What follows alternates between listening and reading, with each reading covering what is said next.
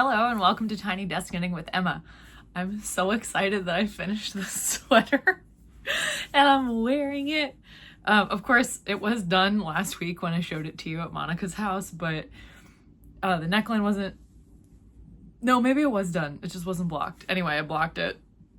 So now it's really done and I'm just so happy with it. So I'm really enjoying wearing it. The sleeves are the perfect length and they're not too tight.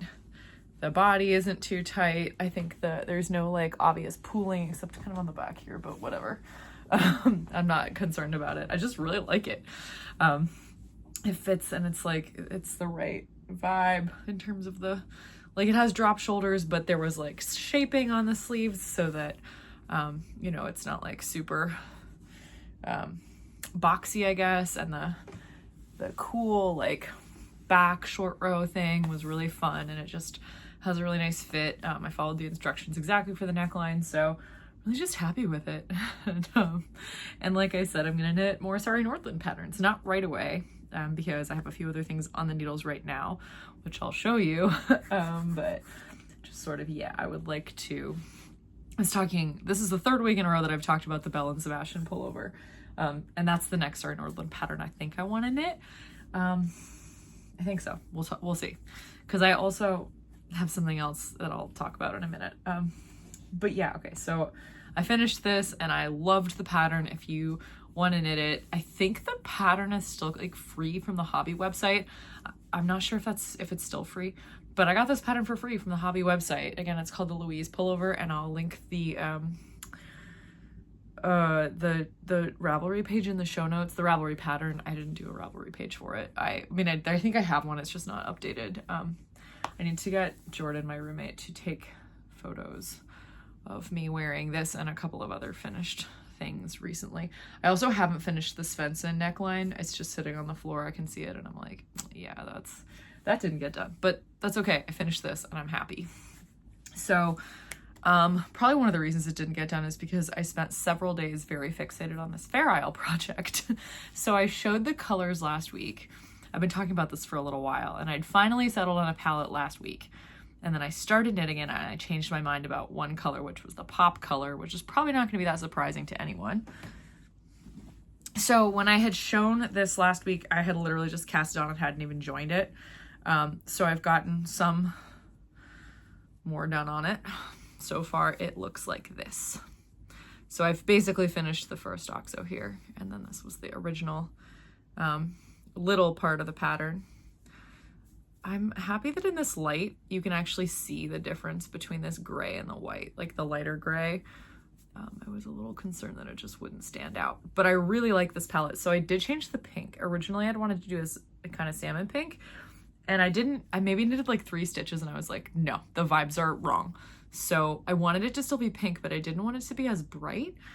So I thought that with the purples and the greens, this raspberry color, which is literally called raspberry, it's Shetland Spindrift Raspberry, would be perfect. And I think it is perfect.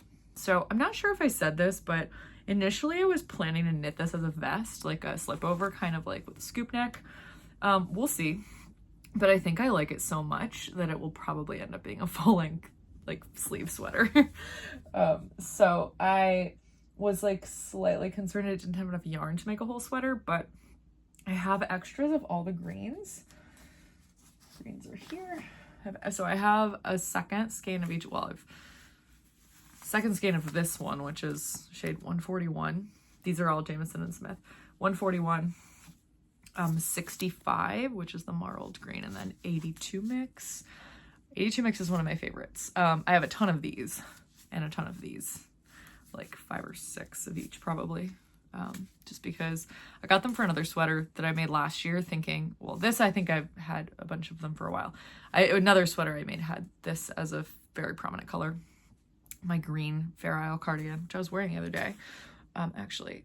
And so I had a bunch, because I just like didn't really know. I still sometimes have a hard time estimating like how much yarn a Fair Isle sweater actually takes of each color. And it depends on how many colors you're using.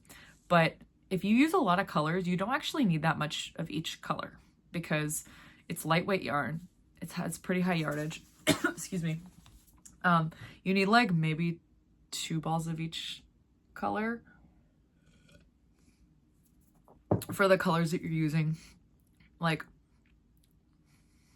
you know, for like 5 or 6 rounds in the bigger OXO, or the smaller OXO, I guess. So I may need to get a couple of extra balls of yarn.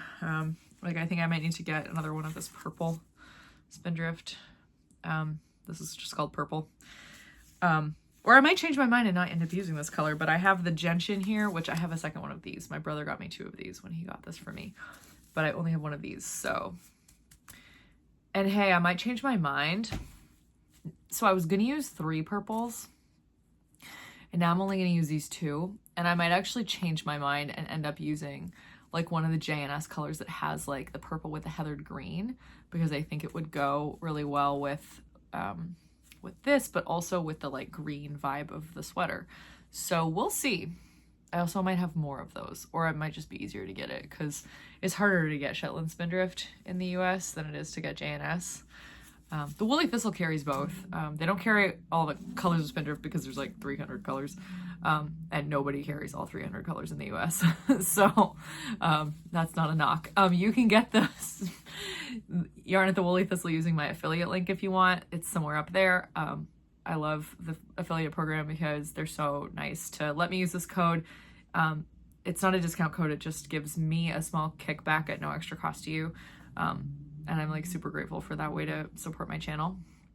And if you want it at Fair Isle, they just released this like free Shetland Wool Week mini course, and you should definitely go check that out because it's amazing.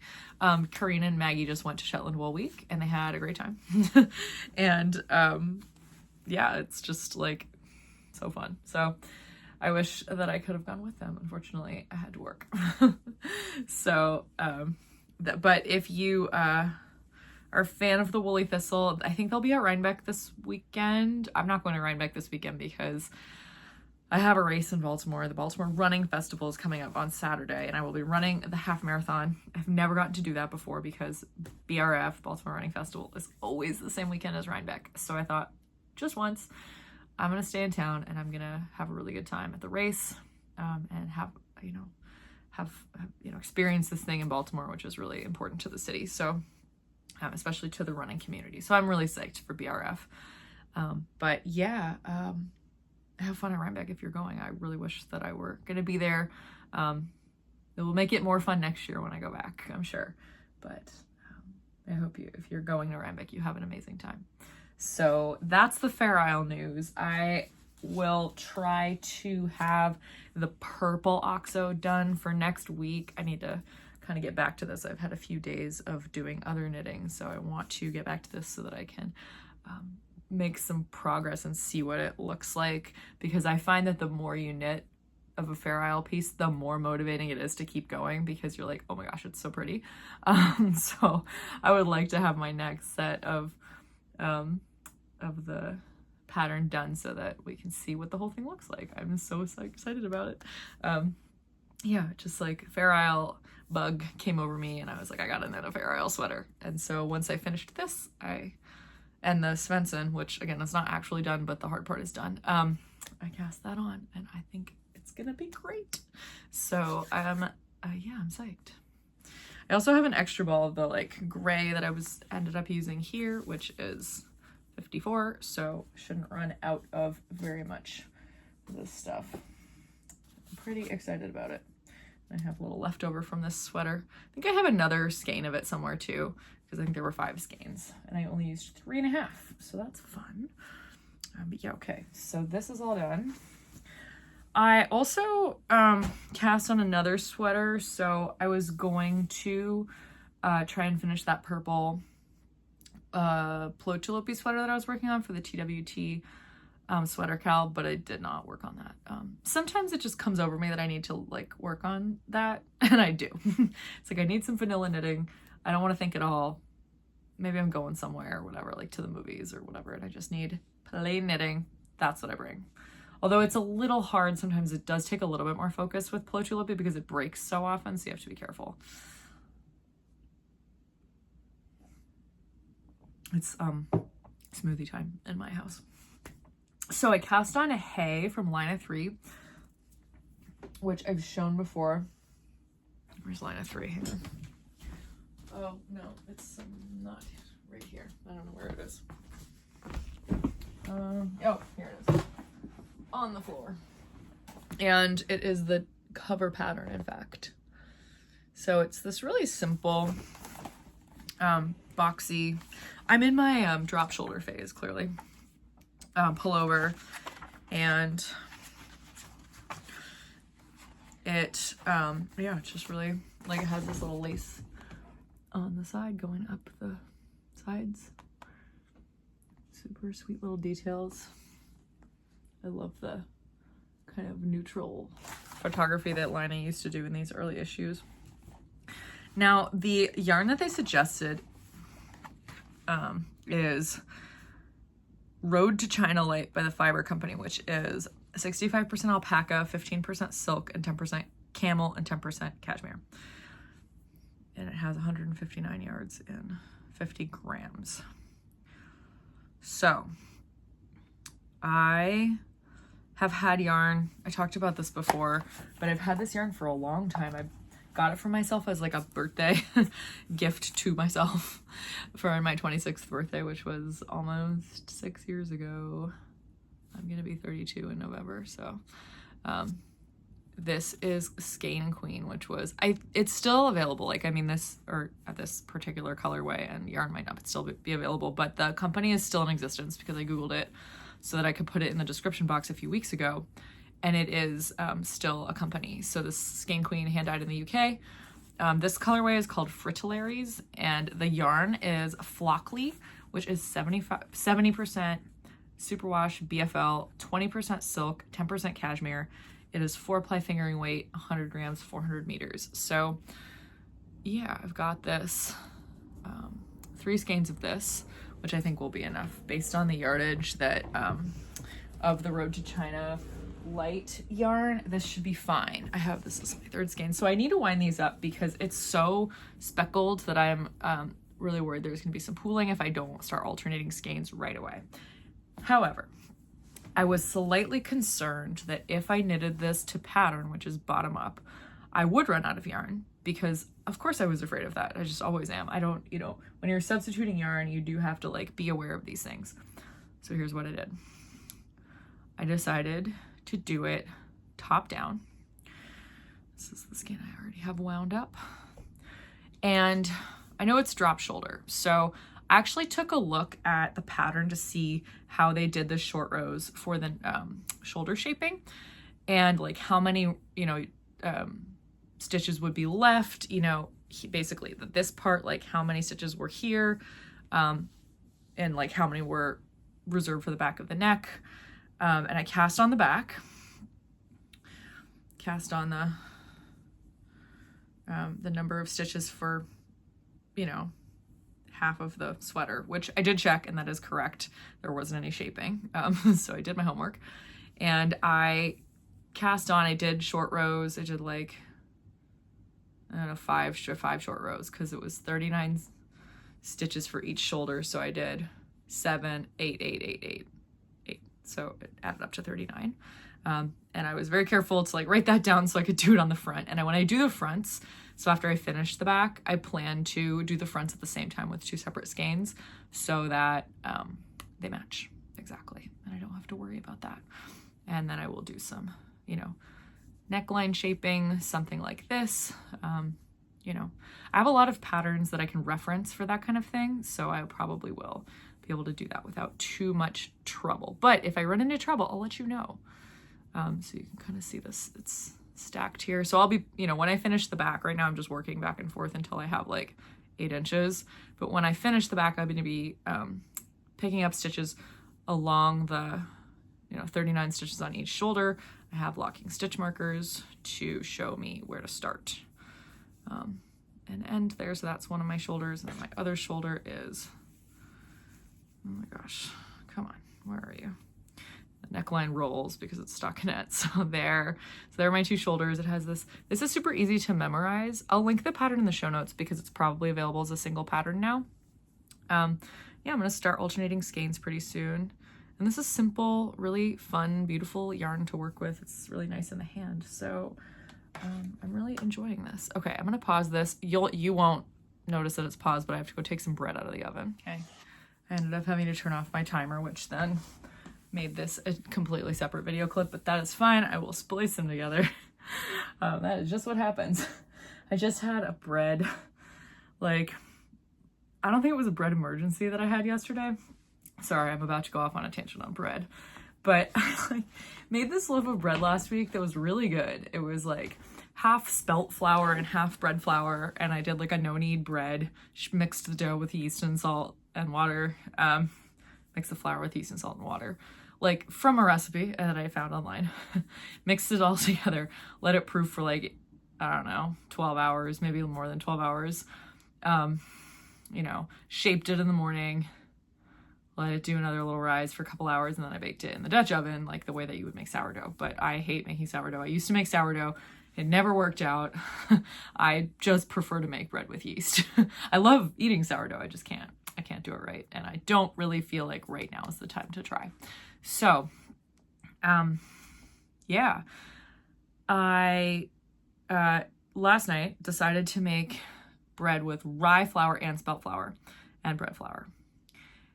And I should have just made one loaf of bread. But instead I was like, I'm going to make 2 loaves of bread. I'm going to make a double batch of dough. That was a very bad idea. The hydration was just like not right. I don't know if that was just, I only measured 2 cups of water instead of 3 or something. I should have used weight anyway, for the water at least. I was obviously weighing my flour, but I was like, that was just stupid. I made a lot of mistakes. I just kept adding water. I started kneading it. I mean, it just like became a total mess. Like I learned my lesson of like, just make at least one batch of dough at a time. If you want to make multiple loaves, fine.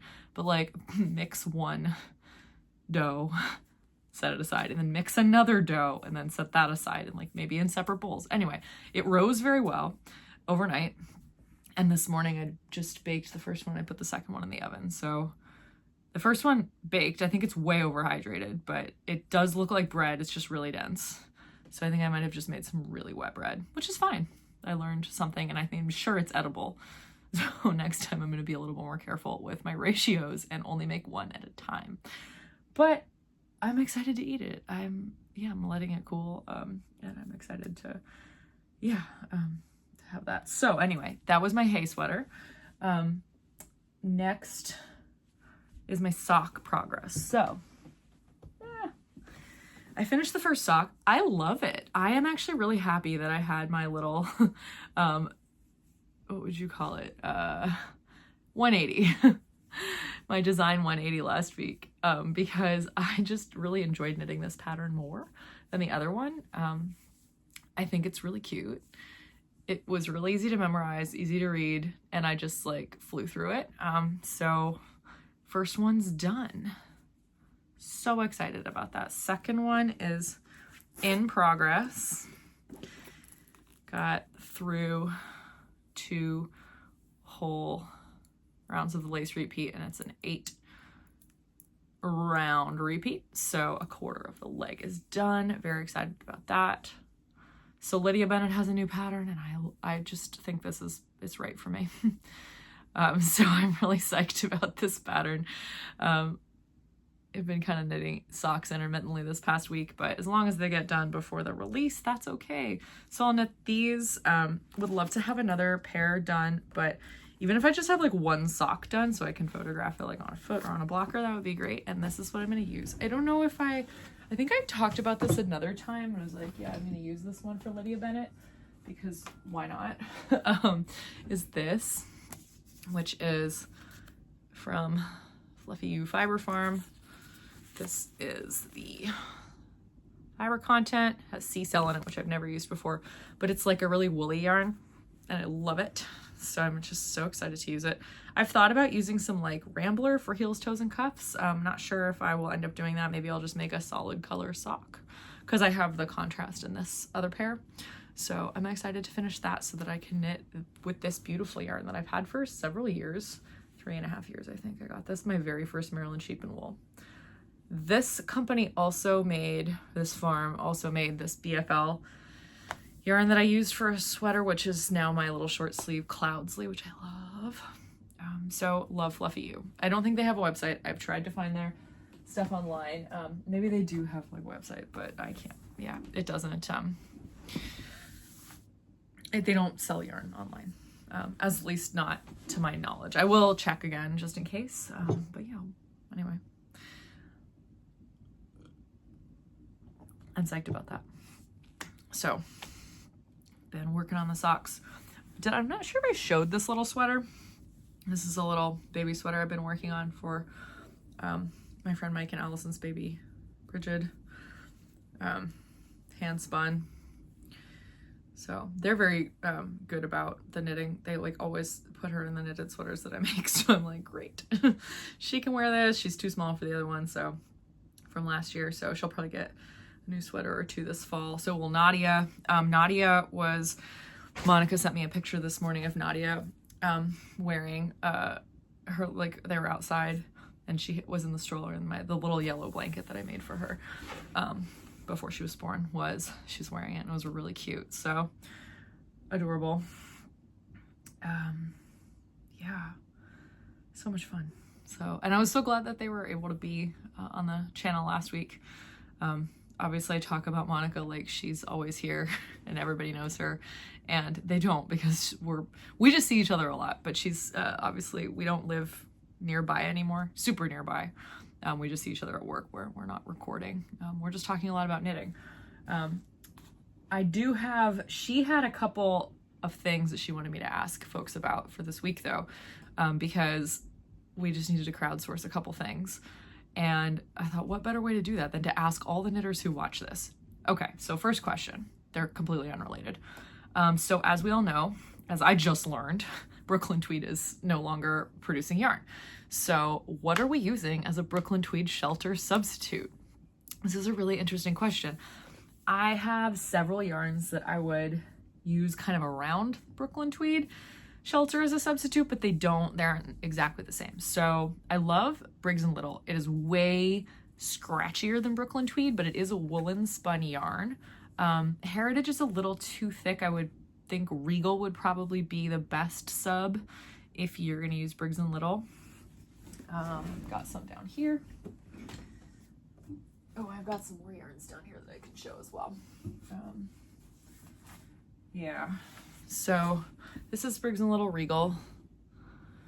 Definitely a little scratchier, but it has the pretty heathering. It's very hard wearing, more hard wearing than Shelter, but it's not going to have quite as much air in it as Shelter. Shelter was magical. It was the Targhee Columbia combination. It was so magical. So maybe not. But this is something we could use. Monica suggested Lore by the Fiber Company, which she has used, but she says it's really not a worsted. It's really more of a DK. What if I need a worsted? I said, good point.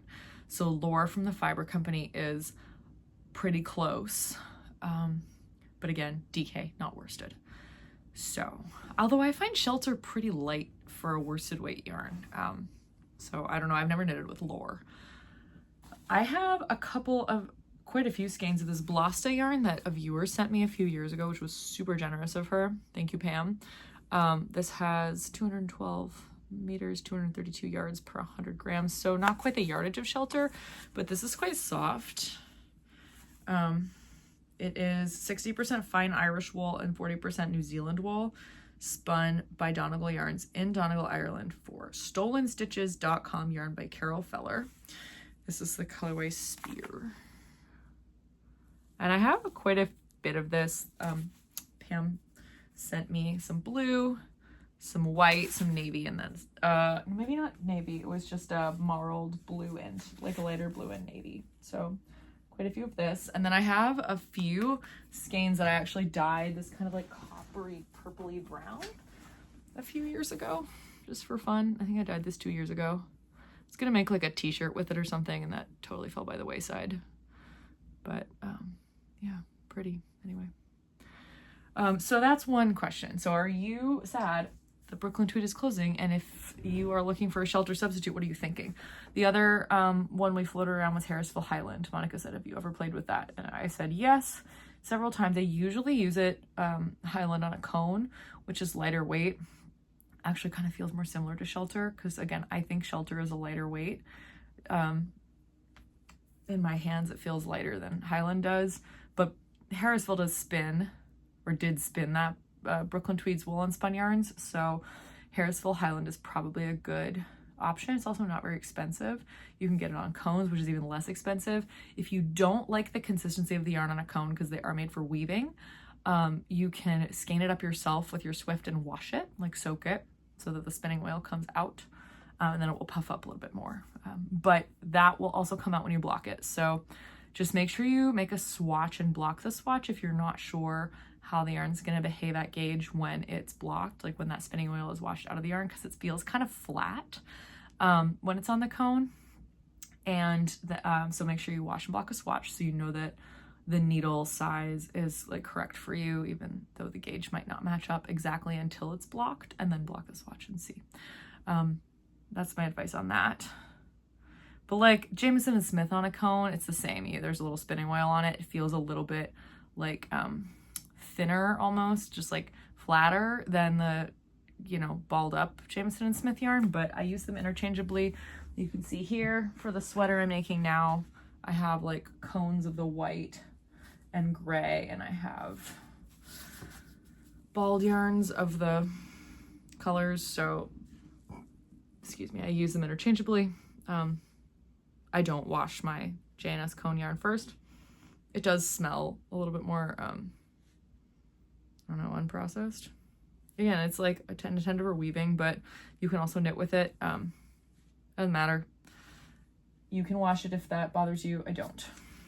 So, personal preference. But I think cone yarns tend to be less expensive because they're just like, that's how they're not produced with the balls and the ball machine and everything. So it's usually cheaper. Like you can get 20 balls of J&S on a cone,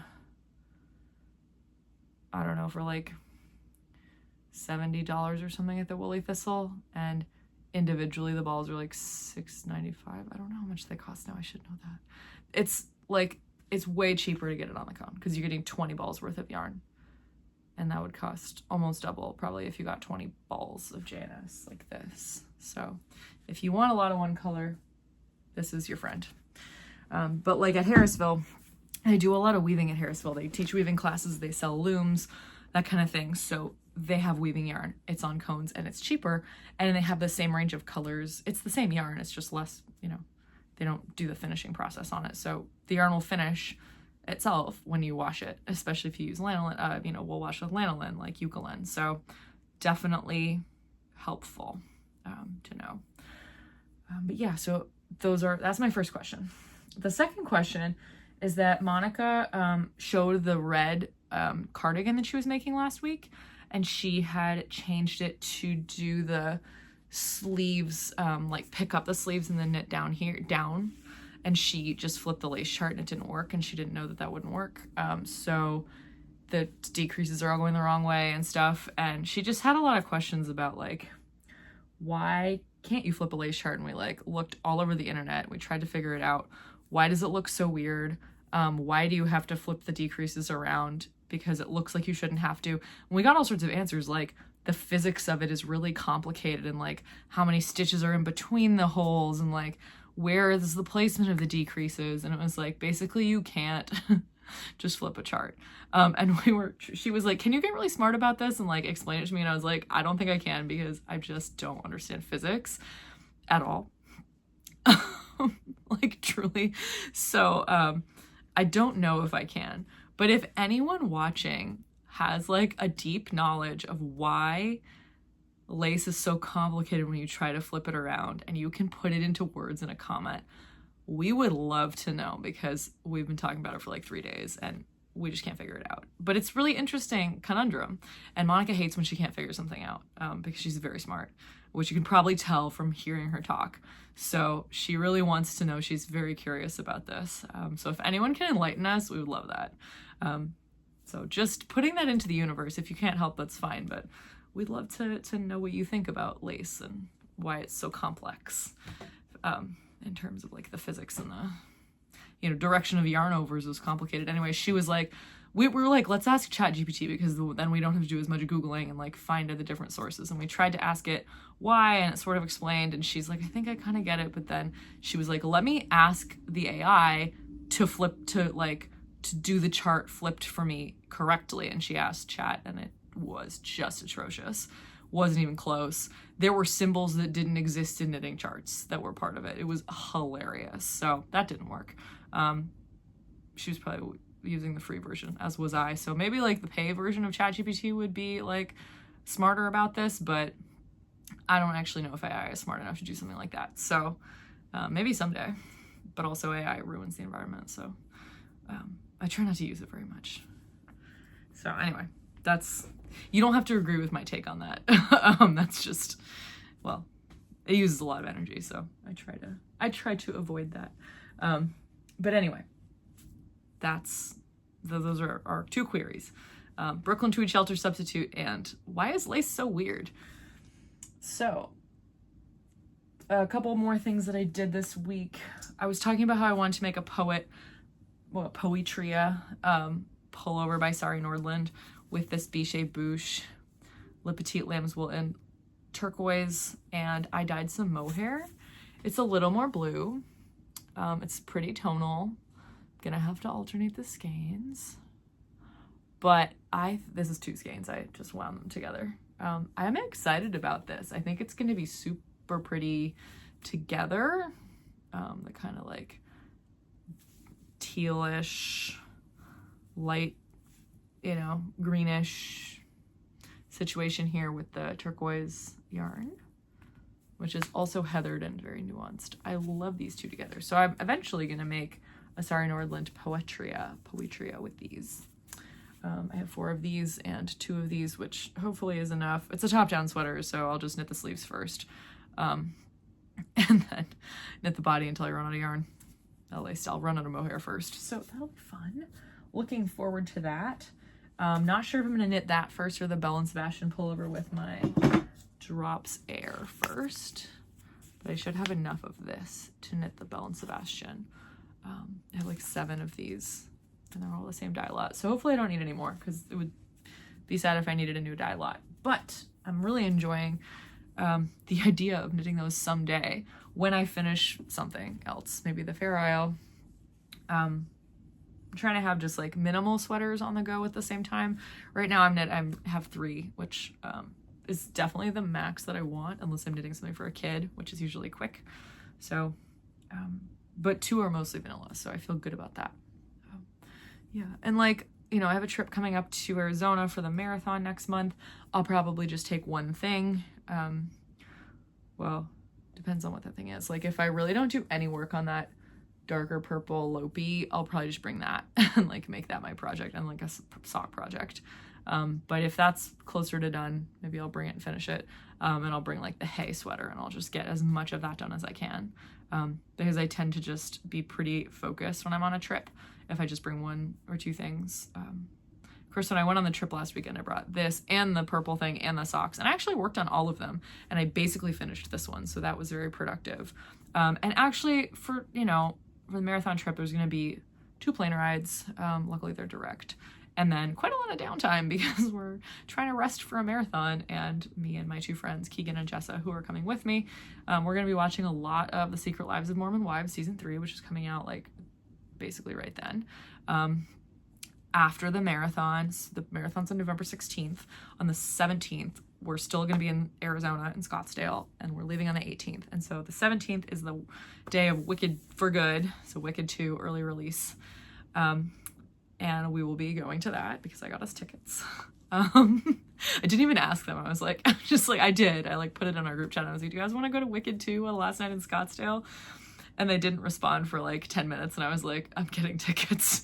And they were both really happy. So that was good. They weren't very expensive. But I was like, oh no, they better want to go. I'm going to go. So they better want to go. Yeah. And my one other thing from this week / weekend is that I got back to wool processing. So I washed the rest of my BFL fleece, which is here. Not totally dry, in fact, quite wet still, but it's drying out on the floor on my blocking mats, as you can see here. This is what the clean fleece looks like.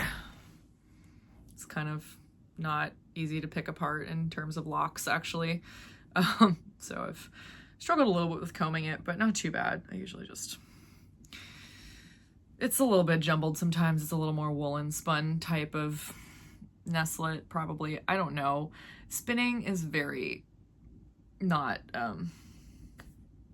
exact to me, so whatever. These are what the nestlets look like after they get combed. You can tell there's a lot of air, so actually not terrible for woolen spinning, but I'm not spinning it woolen. And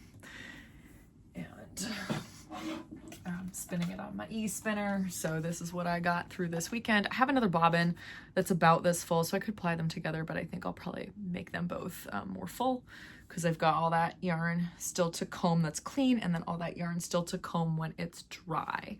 So probably another 2.5 or 3 big skeins. Those are the 3 skeins I already have. So not sure how much I'm gonna use, but I would just like to have as much as possible. Yeah, I really want to dye it like navy or dark teal, but I also don't know how much I need, and I don't want to dye all of it. Maybe I do. I was gonna say, I don't know what the rest of it's gonna be used for, and like I might give it to someone else. I don't know. So we'll see. We'll see.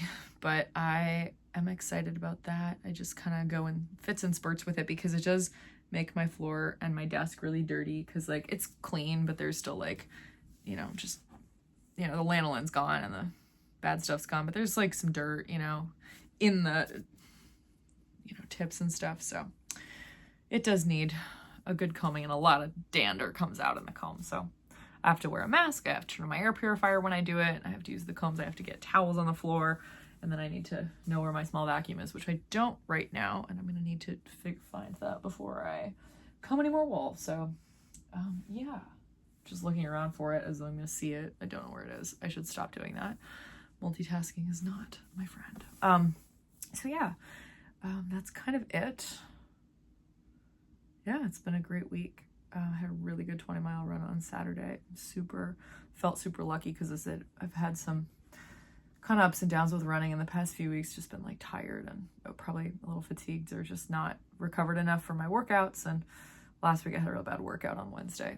It was also raining, so it was I was probably not recovered enough, and it probably, yeah, it was raining, so that was gross, and I was a little down after that, but had a really good 20-mile run, finished really strong, wore really good shoes for that. So I will be running the Baltimore Half Marathon this Saturday pretty hard, not at my marathon pace, because the hills are too much for that. So we'll see if I can run it in under 2 hours. I would love that. My half marathon PR is like 1:50, but I don't know if, yeah, so my half marathon PR is from an actual marathon. So like it was the first half of the Vermont City Marathon is my half marathon PR. So, yeah, I don't know. We'll see. I'm going to do a workout tomorrow, which is Wednesday. And, hopefully I'm recovered enough by Saturday to go pretty hard on the hills. And if not, I'll just bank time on the downhills, right? There's going to be like people and crowds and stuff. I'll do a carb load, hopefully sleep properly. I should be okay. I think I'm on the up. I got racing shoes, you know, I'll be ready to go. So, wish me luck on Saturday if you're watching this before then. And I think that is, oh no, let's talk about, I have forgotten to talk about like reading and watching and stuff. I won't talk about any more knitting if you want to stop it now. But I haven't been reading that much lately, but I did start listening to Intermezzo by Sally Rooney, which is in my mom's Audible. I haven't been listening to it for like the past week, but I did start that and I was really enjoying it. So I got to get back to it. I'm like a third of the way through or something. And yeah, Sally Rooney is an interesting writer. It's like a lot of, you know, everyday kind of stuff, but kind of interesting situations, a lot like in people's heads. So I've been enjoying that. And I have been watching, so one of my friends said to me, I don't know, a couple weeks ago. She's like, I started watching Hacks. It's so good. And I was like, Hacks is so good. So I went back and I rewatched it, and I'm almost done with my rewatch. And then I was like, what else is Jean Smart in? Because she's so good. And I started watching this show that she was in like the 80s called Designing Women, which maybe some of you have seen because it's on Hulu, and I love it. It's so funny. It's very dated, but like it is hilarious. It's like 4 women that have a interior design business in like Atlanta in the 1980s, and it is hysterical. I love it so much. So I really enjoyed that I have a new show that's like completely different from what I normally watch, and it's very fresh, and it's just like hilarious. So I'm really enjoying Designing Women this week. Yeah, what else? I think that's pretty much it. I watched the Chicago Marathon on Sunday after church. I like didn't check my social media at all because I didn't want to see who won or whatever. And then like Nitin texted me while I was at church, oh my God, Connor Mance. And I was like, okay, well now I know he broke the American record, but we all knew he was going to break the American record. And I really liked that his training partner, Clayton Young, Connor Mance and Clayton Young are like the 2 kind of top US male marathoners. They both train in Provo, Utah. And they're like BFFs, and Clayton was, he ran the world marathon in August, the end of August. When was that? September. It was in the middle of September. And so he was like on the, he was on the call on NBC. He was like on the motorcycle with the lead men's pack, like he was like the ground reporter, and he got the bird's eye view, which was really cool. So I enjoyed, and then he was like really hyped for his teammate Connor, and I was like, I love it when people get really hyped for their teammates. So I thought that was really charming. And congrats, Connor Mance. Good job on breaking the American record. It was like 2:04 or something crazy. He lowered it by like 45 seconds. No one broke 2 hours, but someone almost broke 2 hours, like in an official marathon on that course. But this man named Kelvin Kipton, but then he died in a car accident the following year, which was really sad because he was probably going to be the first person to break the official 2-hour barrier. Kipchoge did break the barrier, but it was in a controlled track setting, so it doesn't count for world records. But he did do it, which was kind of cool. So yeah, that's all. Sorry about the running news. You probably don't care about that, but I get excited about it because I follow running. So thank you so much for watching. And please let me know your thoughts on Brooklyn tweed shelter substitutes and why lace is so weird in the comments if you have any things to say about that. And I said thanks for watching. This has been Tiny Desk Knitting with Emma. Bye!